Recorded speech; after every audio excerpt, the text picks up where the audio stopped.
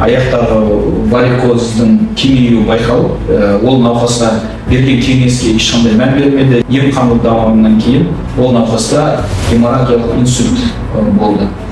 Қайырлы күн біздің Instagram және YouTube желісіндегі оқырмандарымыз. Менің есімім Алтай Серікұлы Қарсақбаев, дәрігер-анестезиолог. Бүгін біз бір ерекше өте маңызды бір тақырыпта осындай бір подкаст өткізгелі отырмыз. Бүгінгі біздің қонағымыз дәрігер-невролог Абуова Айдана Нұрболқызы. Қош келіпсіз. Бүгінгі Айдана Нұрболқызыменен талқылайтын тақырыбымыз бұл ми қан айналым жүйесінің жедел түрдегі бұзылуы, яғни инсульт. Инсульттің қандай түрлері бар, инсульт дегеніміз не, сол туралы өзіңіз айтып өтсеңіз. Бүгінгі өте маңызды тақырып, өте қазіргі заманда жиі кездесетін аурулардың бірі, ол инсульт. Инсульттің екі түрі бар, ол ишемиялық және геморрагиялық инсульт. Ишемиялық инсульт деген тамырдың, ми тамырларын бітелуі, соның әсерімен миға дұрыс қан келмеуі. Геморрагиялық инсульт дегеніміз ол ми тамырларының жарылып, миға қан құйылуы. Екі жағдайда да науқастың жағдайы өте қауіпті, жедел түрде медициналық көмек көрсету керек. Ауруханаға жатқызылып, тиісті емін алу қажет. Қазіргі уақытта бүкіл әлем бойынша FAST деген біздің клиникалық белгілеріміз бар. Ол мына адамның бетін оң жақ или сол жақ бетін қисаюы. FAST дегеніміз оқырмандарға айтып түсіндіріп өтейін. Ағылшын тілінен аударғанда face, яғни бет деген. Ал екінші А әрпі ол arms, яғни қол деген сөз. Қол немесе аяқтың дұрыс жасамауы, нашар жұмыс жасауы, қол немесе аяқтың ұюы. Қолдың, аяқтың бір жақ сал болып қалуы. Нашар жұмыс жасап, әлсіреуі. Үшіншісі ол мына сөйлеу қабілетінің нашарлануы. Яғни ағылшын тілінен аударғанда speech деген сөз деп аталады. Ол мына сіздің сөйлеуіңіз нашарлап, түсініксіз сөйлеуіңіз болып не істейді. Төртіншісі ол time, ол уақыт. Қазіргі уақытта инсульттың алтын уақыты бар, 3-4,5 сағаттың ішінде науқас ауруханаға жедел түрде жеткізілу керек, жедел түрде көмек көрсетілу керек. Соған ары қарай науқастың қалай жазылып кетуі, ар жақтағы өмірі сол уақытқа байланысты болып келеді. Өкінішке орай осы біздің жаңағы ми қан айналым жүйесінің жедел түрдегі бұзылуы бұл адамның көптеген жағдайда өлім жағдайына да әкеледі. Ол геморрагиялық болсын, ишемиялық қандай түрі болса да бұл оңай бұзылыс болып тұрған жоқ. Оңай ешкімде болмайды. Көптеген науқастар бізде мынау инсульттің алдында приходящее нарушение деген бар. Яғни ол инсульттің алдын алатын жағдайлар. Ол кезде мен тағы өзім мынау дәрігер-анестезиолог ретінде тоқталып өтсем, қан тамырлардың ішінде атеросклероздық өзгеріс деген бар. Атеросклероздық қазақша аударғанда қатпар деп айтып жатамыз. Сол қатпарлар көптеген науқастарымызда байқалып жатады. Оны мынау ультрадыбыстық толқынды зерттеу арқылы анықтап жатамыз. 20%, 30%, 50% бекітілу болып жатқан кезде көптеген науқастарымыз осыған мән бермейді. Және де мән бермейді, бұның да бір белгілері болады. Жаңа инсульт алдын ала құлақтың жаңағы есту қабілеті, болмаса мына көздің көруінде де бір әсерлер болып жатады. Және де мынау өзіңіз жаңа айттыңыз, адамның сөйлеу сөзінде де, мәнерінде де бір жағынан жаңағы түсініксіз сөздерде байқалып жатады. Соған да көптеген науқастарымыз мән бермей жатады да, жаңағы жедел түрдегі ми қан айналым бұзылысына алып келеді. Оның себептері жаңа айттық қой, бұл әңгімеміздің басында өте көп. Жаңағы артериалды қан қысымы болсын, қант диабеті болсын. Қазіргі уақытта біздің аз қозғалуымыз және де біздің майлы тамақ жеуімізге нормадан көп майлы тамақ жеуіміз, артық салмақ болуы адамның сол әсері беріледі бұл ауруға. Жаңағы тамақ демекші, біздің қазіргі көптеген тамақ жеу үрдісімізде өзгерді, мәзірімізде өзгерді, адамдар деген көптеген зиянды нәрселерге құмар болды, фастфуд болсын, болмаса жаңағыдай көптеген қуырылған тамақтарды. Оның бәрі де бауырға өз әсерін алып келеді. Бауыр біздің адамның организмдегі үлкен зертхана, лаборатория деп айтсақ болады. Оның ішінде бауыр өзінің қан түзілісіне тікелей әсер ететін орган. Осы бауырдың да жұмысы өзгерген уақытта да ол ертеңгі күні атеросклероздық өзгеріске алып келеді. Ол атеросклероздық өзгерістер қан тамырдағы, ол мидың қан тамырында байқалып жатса, ол түрлі ертеңгі күні болмаса біраз уақыттан кейін жаңағы мынау ми қан айналым жүйесінің жаңағы бұзылуы инсультке әкелуі мүмкін.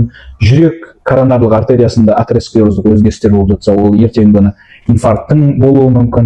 Және де мынау аяқтың тамырларында атеросклероздық өзгерістер ол аяқтың ишемиялық жағдайына алып келеді. Жаңағы айтар болсақ, инсультте жаңағы клиникалық белгілер туралы айтып өттік.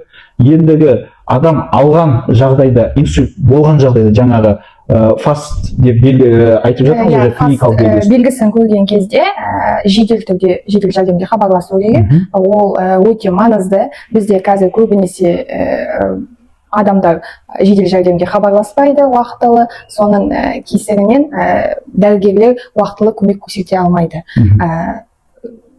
Бірінші көмек сол. Дәрігерге тез арада өз уақытында байланысқа шығу. Және де мына қосып айтар болсақ, инсультті алған жағдайдан кейінгі жаңағы бірінші инсульт алған пациенттердің бірінші несі ол мына қазіргі уақытта облыстық ауруханаға жеткізіледі. Облыстық қабылдау бөліміне. Қабылдау бөлімінде оны дәрігер қарайды, дәрігер-невропатолог белгілер көріп тұрған кезде компьютерлік томография өткізіледі. Компьютерлік томография өткізгеннен кейін дәрігер ишемиялық или геморрагический инсульт екенін біледі. Соған қарай уже ар жаққа емін жалғастырады, бірінші көмек көрсетеді. Қан қысымын қарайды, жиі кездесетін қан қысымы көтеріліп тұрған пациенттерде инсульт болады. Соның әсерімен ар жаққа ем алып кетеді. Бірінші 3 сағаттың ішінде қазіргі уақытта тромболизис деген бар бізде. Үйіп қалған қанды жібіту үшін арналған процедура. Ол только медучреждениеде жүргізіледі.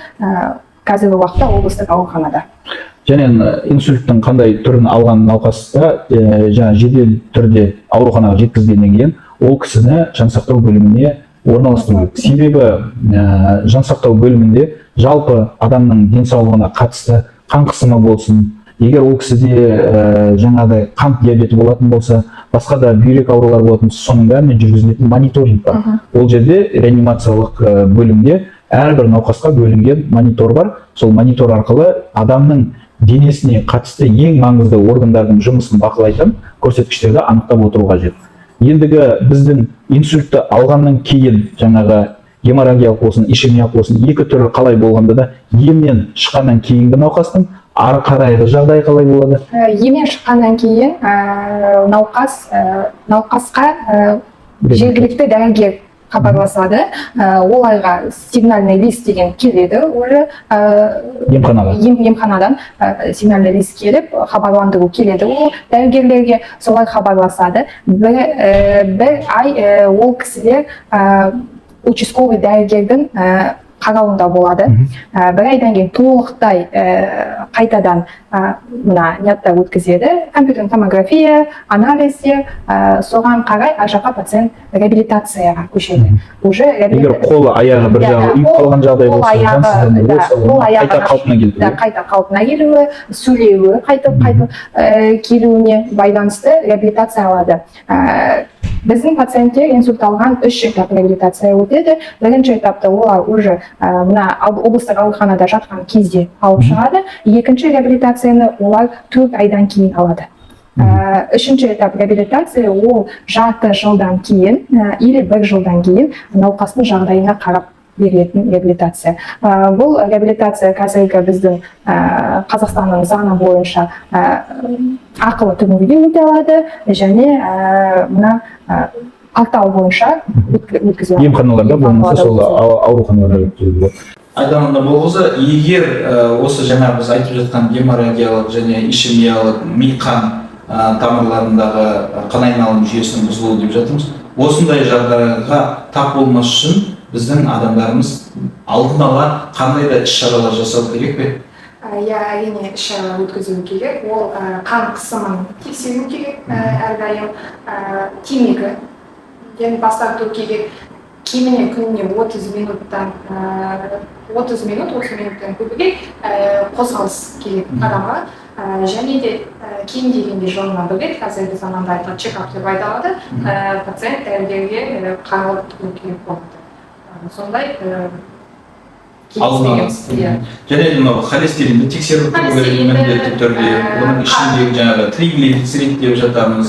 Сондағы мынау жаңағы бауыр өзгерістері болып жатса. Қант диабеті бар ма екенін соны тексеріп тұру керек болады. Майлы тамақ көп жеуге болмайды, әсіресе кешкі 8-ден кейін. Осындай кеңес береміз. Сондықтан біз бүгінгі алып отырған тақырып өте маңызды деп ойлаймын. Біз Айдана Нұрболқызымен күнделікті келіп отырған науқастарымыздың арасында осы жиі кездесетін жағдай, өкінішке орай мен алдында да өзіміз бір ақпарат ұсынған болатын. Аяқтағы варикоздың кемеюі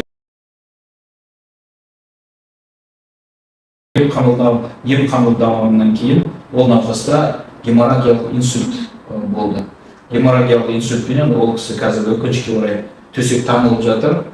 Үлкен жаңағы орталық ми артериясында күре тамыр жарылып кетіп, соның кесірінен қазір науқаста бір қол, бір аяғы сал болып, қазір төсек таңылып қалып жатыр. Сондай жағдай болмас үшін біз науқастарымыздан сұранатынымыз дәрігерге дер кезінде қаралып қажет, және де дәрігердің айтқан кеңестерін міндетті түрде орындау қажет.